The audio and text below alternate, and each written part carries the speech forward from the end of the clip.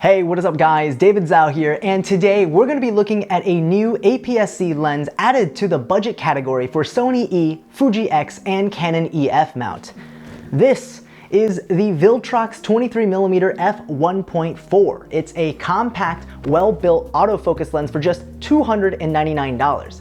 Today we're going to pair it with the Sony a6X00 and take a look at build quality, image quality, some sample photos and videos, and give you my thoughts on whether or not I think it's worth it. But you know what is worth it? Our high quality DZ Performance hoodies now available on dzpstore.com. If you want to support the channel and get some sweet merch, check out dzpstore.com for the new collection, and for a limited time, all orders over $50 will receive free shipping.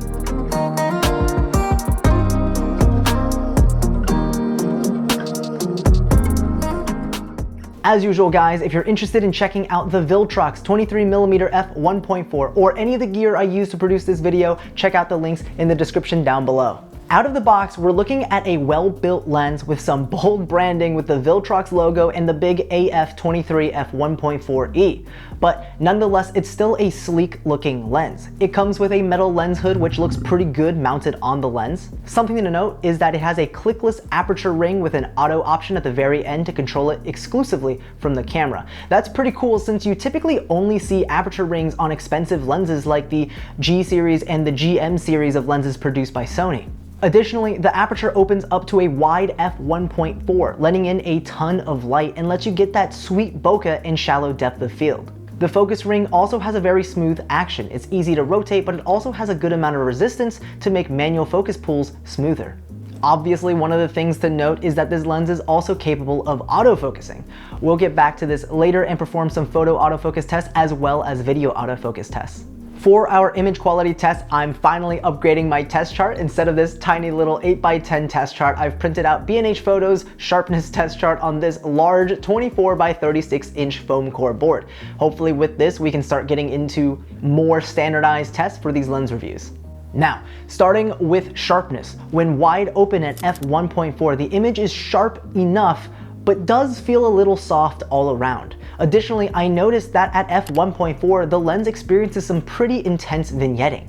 However, you'll notice that once I stop down to f2.8, the vignetting is entirely gone.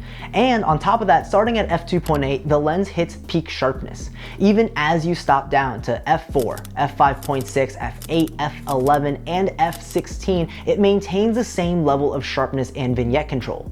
Here are some sample photos I got with this lens. As you can see, it's a great option for portrait work. You're able to get nice looking portraits while not being too far away from the subject and show a fair bit of them as well as the background in frame.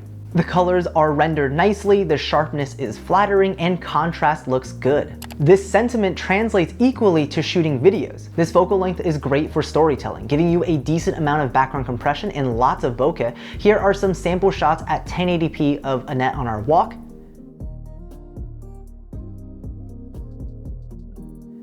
And here are some sample shots at 4K of our neighborhood.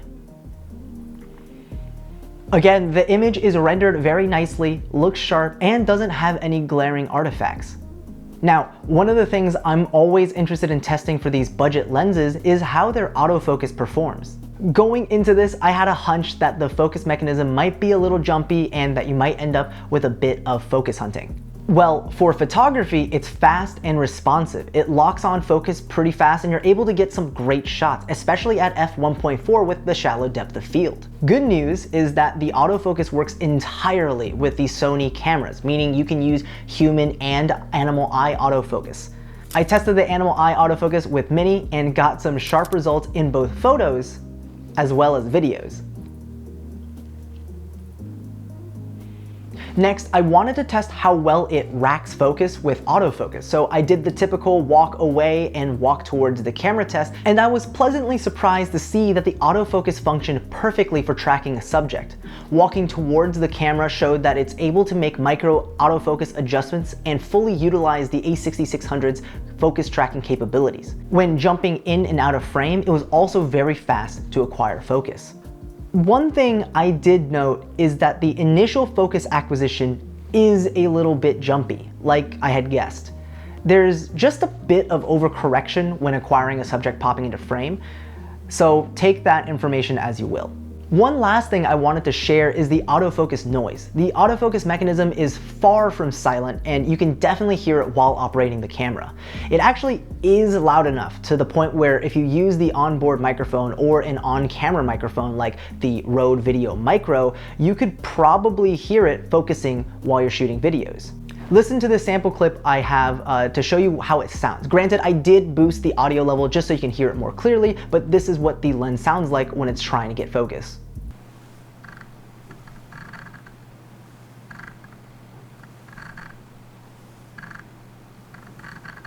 So what do I think about this lens? There's a lot of pros with very few cons. It comes in at a very affordable price point of $299. It's very well built, it has good optical quality, it has responsive autofocus, it has an aperture ring, and it has a wide maximum f-stop of f1.4. That's a lot of killer features to pack into a small budget lens. The only cons I can think of is that the vignette and sharpness performance at f1.4 isn't perfect, the lettering and branding could be a little bit more low-key, and the autofocus mechanism is kind of a bit loud for my taste. But honestly, the pros significantly outweigh the cons. If you're shooting on an APS-C camera like the a600 or the a6X00, this lens is a great addition to your lens collection, especially if you're just starting out. The only real competitors in this price range are the incredible Sigma 16, 30, and 56 lenses. Those lenses have a much quieter autofocus mechanism, is top of its class when it comes to image quality, and also touts incredible build quality. However, one thing to note is that the Sigma lenses are full frame equivalences of 24mm, 45mm, and 85mm, while this Viltrox is a full frame equivalence of 35mm. And in my opinion, 35mm is one of the best focal lengths to start your photography journey with because it is so versatile. It's zoomed in enough for a lot of portrait work as well as for cinematic storytelling, since most shots you'd want to get for a narrative piece are usually medium shots. It's also still wide enough to keep on your camera as an everyday lens, whether it's to take family photos or videos of your next hike. So personally, I think this is a solid buy if you're lacking a lens for this focal length and want to build out your lens collection but want to stay within the budget options only. Again, if you're interested in checking out this lens, you can find more information about it in the description down below. Alright guys, that's it for this one. If this video was helpful, go ahead and leave a like, subscribe, and get notified of when more content like this drops. Comment down below whether you're a full frame shooter or an APS-C shooter, or maybe some of you are medium format shooters. Fancy. Let me know, I want to see what the distribution is among our community. And as always, I'll see you in the next video. Peace.